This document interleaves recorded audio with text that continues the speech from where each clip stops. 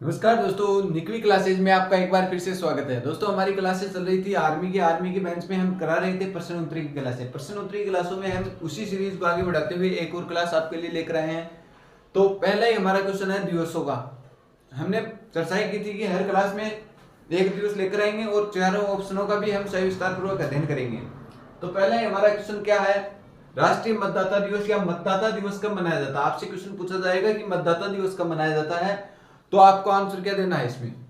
देखो दोस्तों, मतदाता दिवस तो कब मनाया जाता है, 25 जनवरी को मनाया जाता है। और ये क्वेश्चन पूछने की ज्यादा चांस है क्योंकि वर्तमान में हो रहे हैं चुनाव हो रहे हैं, तो उसी की दृष्टि को देखते हुए मैं ये बता रहा हूँ कि ज्यादातर चांस होते हैं कि लेटेस्ट में जो चीजें चल रही होती हैं उसके अकॉर्डिंग क्वेश्चन पूछे जाते हैं। तो आपका आर्मी का पेपर तो 22 अप्रैल से चालू है, तो वहीं पे क्या चुनाव चल रहे होंगे।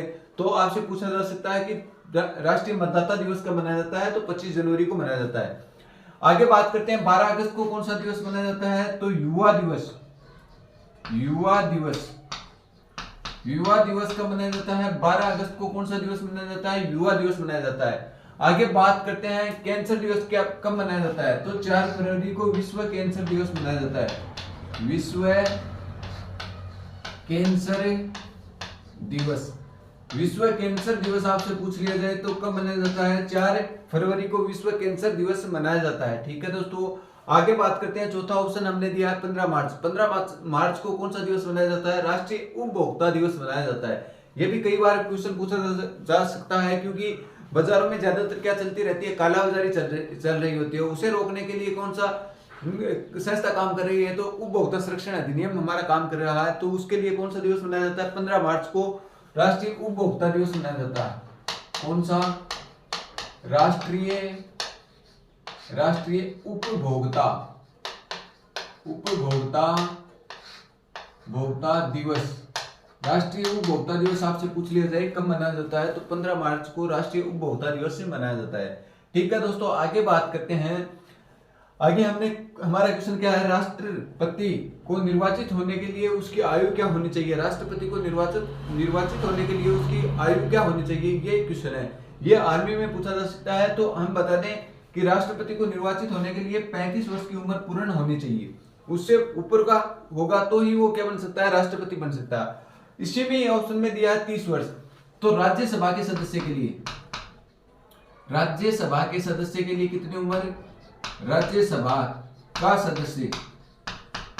सदस्य कितने वर्ष तक का होना चाहिए, 30 वर्ष की उम्र होनी चाहिए। जबकि आपसे पूछ लिया जाए लोकसभा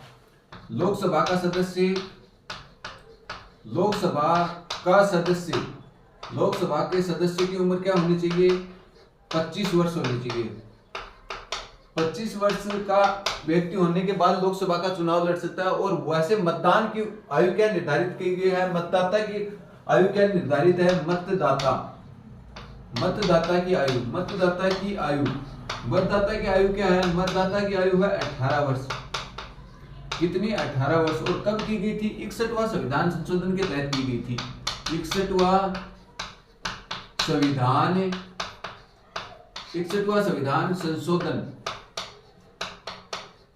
संविधान संशोधन हुआ था 1988 में, राजीव गांधी की टाइम हुआ था। उस समय क्या की गई थी, वर्तमान में उस मतदाता की उम्र कितनी कर दी गई है, 18 वर्ष। पहले कितनी थी, इससे पहले जो आयु थी वो क्या थी, 21 वर्ष का होने के बाद ही क्या करता था, मतदान करने का काम करता था। वर्तमान में 61वां संविधान संशोधन 1988 में राजीव गांधी की सरकार की टाइम ये कर दिया गया, जो व्यक्ति 18 साल का हो जाएगा वो क्या कर सकता है, मत देने का उसे अधिकार प्राप्त होता है। ठीक है दोस्तों, और लोकसभा का सदस्य चुनाव लड़ने के लिए कितनी उम्र होनी चाहिए, तो 25 वर्ष होनी चाहिए। जबकि राज्यसभा का चुनाव लड़ने के लिए कितनी उम्र होनी चाहिए, राज्यसभा का चुनाव लड़ने के लिए 30 वर्ष होने चाहिए।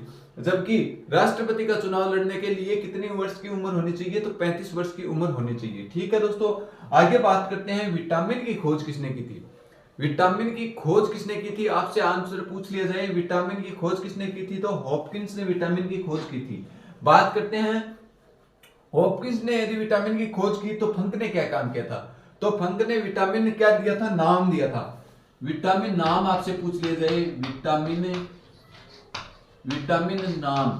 विटामिन नाम किसने दिया, तो नाम तो दिया फंक ने और खोज की थी हॉपकिंस ने। आगे बात करते हैं हम अगले ऑप्शन की, तो एडवर्ड जेनर ने किस टीके की खोज की थी, तो चेचक के टीके की खोज की थी।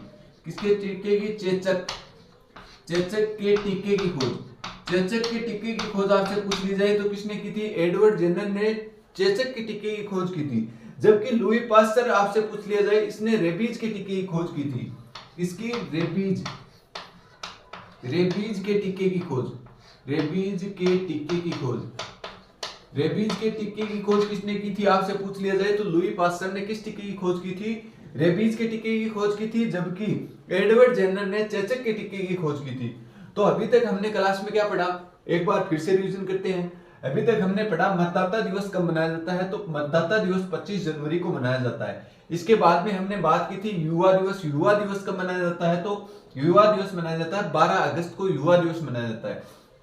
इसके बाद में हमने बात की थी विश्व कैंसर दिवस, विश्व कैंसर दिवस कब मनाया जाता है, तो 4 फरवरी को विश्व कैंसर दिवस मनाया जाता है। इसके आगे हमने चर्चा की है राष्ट्रीय उपभोक्ता दिवस, राष्ट्रीय उपभोक्ता दिवस कब मनाया जाता है, तो 15 मार्च को राष्ट्रीय उपभोक्ता दिवस मनाया जाता है। ठीक है दोस्तों, आगे और हम चर्चा करते हैं, बढ़ते हैं। तो राष्ट्रपति को निर्वाचित होने के लिए आयु उसकी क्या होनी चाहिए? जो राष्ट्रपति होता है वो राष्ट्रपति बनने के समय उसकी आयु क्या होनी चाहिए, तो बनने के समय उसकी आयु होनी चाहिए 35 वर्ष। जबकि राज्यसभा में सदस्य बनने के लिए आयु क्या होनी चाहिए आपसे पूछ लिया जाए तो 30 वर्ष होनी चाहिए। लोकसभा, अभी लोकसभा के चुनाव होंगे तो उसमें चुनाव लड़ने के लिए उम्र क्या होनी चाहिए उस व्यक्ति की, तो उस समय उसकी उम्र होनी चाहिए 25 वर्ष। और एक हम है जो चुनाव में क्या करते हैं, मतदान वोट देने का काम करते हैं, तो मतदाता की उम्र क्या होनी चाहिए, मतदाता की उम्र होनी चाहिए 18 वर्ष। और 18 वर्ष भी किस प्रकार से होने चाहिए, 61वां संविधान संशोधन 1988 में एक संशोधन हुआ था, उसमें एक उम्र है जो 21 वर्ष से घटाकर क्या कर दी गई थी, 18 वर्ष कर दी गई थी। उससे पहले तो क्या थी, 21 वर्ष के व्यक्ति होने के बाद ही वोट देने का अधिकार मिलता था। अब वर्तमान में 18 वर्ष की आयु पर वोट देने का अधिकार है। ठीक है दोस्तों, आगे बात करते हैं हम, विटामिन की खोज किसने की थी, तो विटामिन की खोज तो हॉपकिंस ने की थी। जबकि विटामिन नाम किसने दिया, तो विटामिन नाम फंक ने दिया था। ठीक है दोस्तों, आगे बात करते हैं, एडवर्ड जेनर ने किसकी खोज की थी, तो एडवर्ड जेनर ने चेचक के टीके की खोज करने का काम किया था। ठीक है दोस्तों, आगे बात करें तो लुई पास्चर ने क्या काम किया था, लुई पास्चर जी ने रेबीज के टीके की खोज करने का काम किया था। तो ये थे आपके कुछ महत्वपूर्ण क्वेश्चन, और आगे भी हम चर्चा ही करेंगे। उससे पहले आप एक बार इसका स्क्रीनशॉट लें। दोस्तों आगे बात करते हैं हम, संसद के कितने अंग होते हैं। आपसे साधारण क्वेश्चन पूछा जाएगा कि संसद के अंग कितने होते हैं, तो आपको बताना होगा 1, 2, 3 या 4। तो इसमें से ज्यादातर बच्चे क्या कर देते हैं, 2 अंग कर देते हैं, तो बल्कि 2 अंग नहीं होते हैं, 2 तो क्या होते हैं, संसद के सदन होते हैं। अंग कितने होते हैं, 3 होते हैं।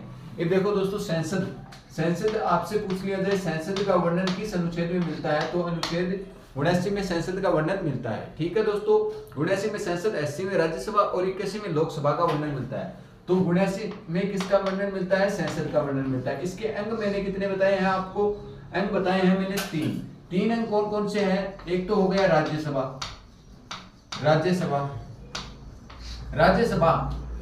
का वर्णन आपसे पूछ लिया जाए तो अनुच्छेद 80 में राज्यसभा का वर्णन मिलता है, अनुच्छेद 80 में।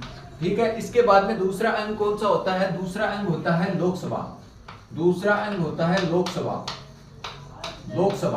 लोकसभा का वर्णन आपसे पूछ लिया जाए तो अनुच्छेद 81 में किसका वर्णन मिलता है, लोकसभा का वर्णन मिलता है। ठीक है दोस्तों, आगे बात करते हैं तीसरा अंग कौन सा होता है, तो तीसरा अंग होता है राष्ट्रपति। कौन सा होता है, राष्ट्रपति का वर्णन आपसे पूछ लिया जाए तो अनुच्छेद 52 में क्या होगा, भारत का एक राष्ट्रपति होगा। तो आपसे एक तो ये चारों अनुच्छेद आपको याद रखने हैं कि कौन कौन से अनुच्छेद है।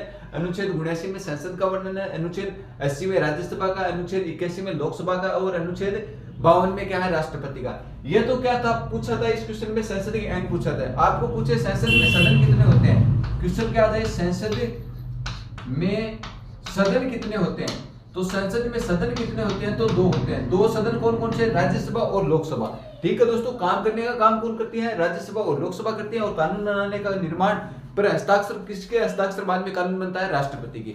तो ये था आपके सामने संसद के बारे में।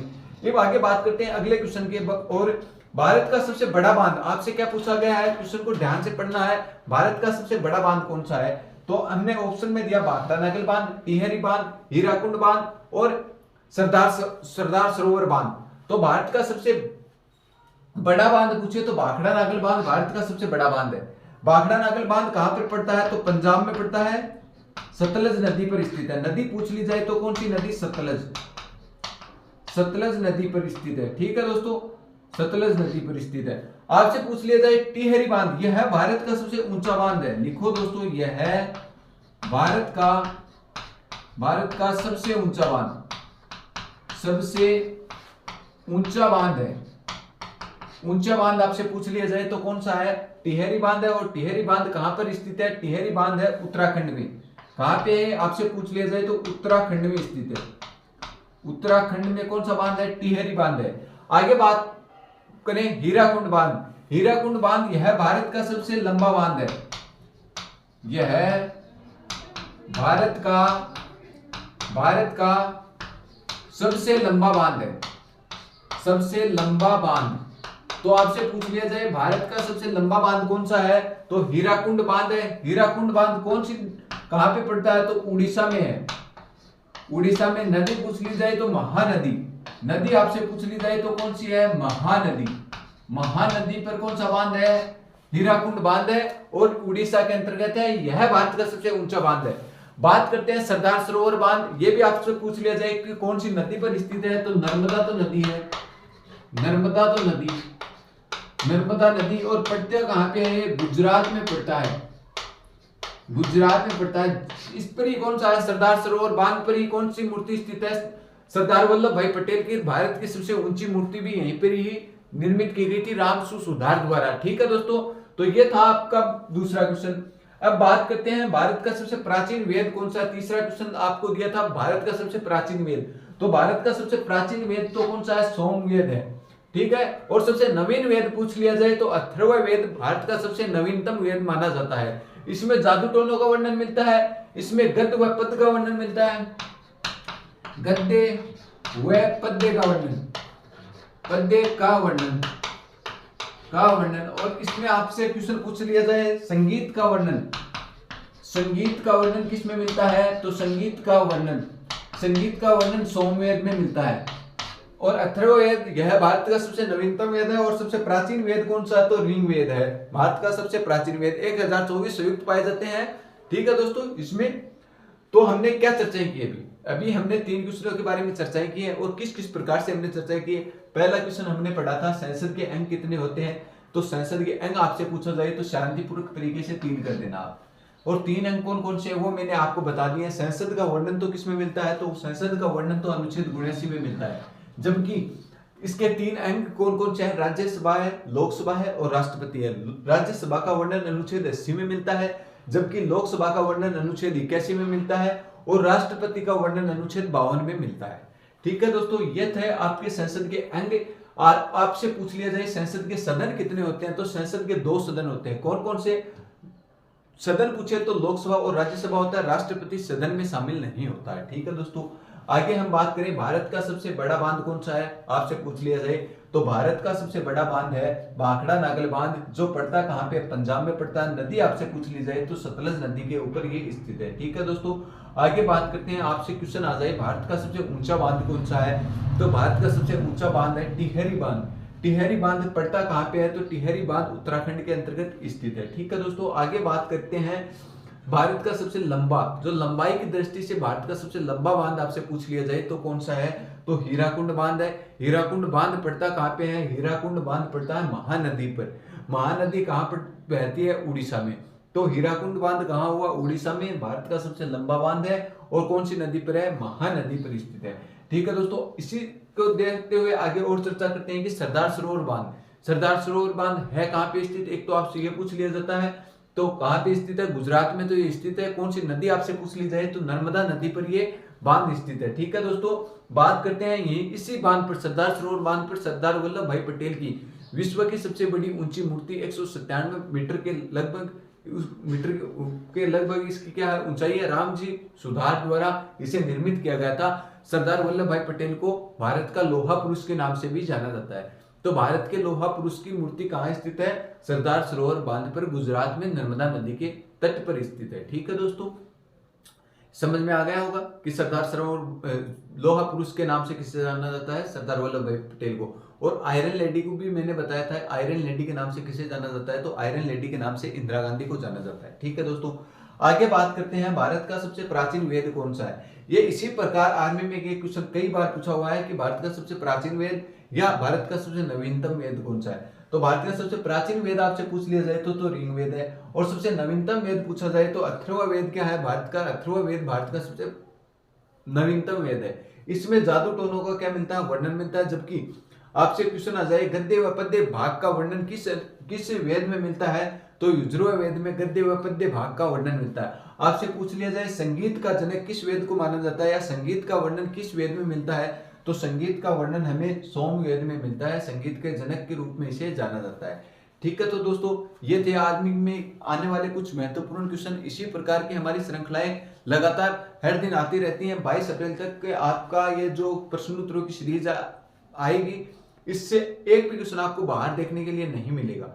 हमारी पूरी कोशिश रहेगी कि ज्यादा से ज्यादा इस सीरीज से ही क्वेश्चन आए आपके जीके के और साइंस के जो भी क्वेश्चन आए हो, और मैथ के सर आपको करवाई रहे हैं। तो यदि आप चैनल पे नए हो तो ज्यादा से ज्यादा मित्रों को शेयर कीजिए, और आप भी इसे सब्सक्राइब करिए, ताकि आगे आने वाली भर्तियों के जो और भी भर्तियां आती हैं उनके भी नोटिफिकेशन आप तक जल्द से जल्द पहुंच सके। आर्मी की तो खास करके आपके लिए चल ही रही है सीरीज। वैसे हमारा राजस्थान जीके भी चल रहा है, वो भी आप जाकर देख सकते हो यदि अदर की तैयारी कर रहे हो तो। ठीक है, तो दोस्तों आगे चर्चा करेंगे हम अगली कक्षा में।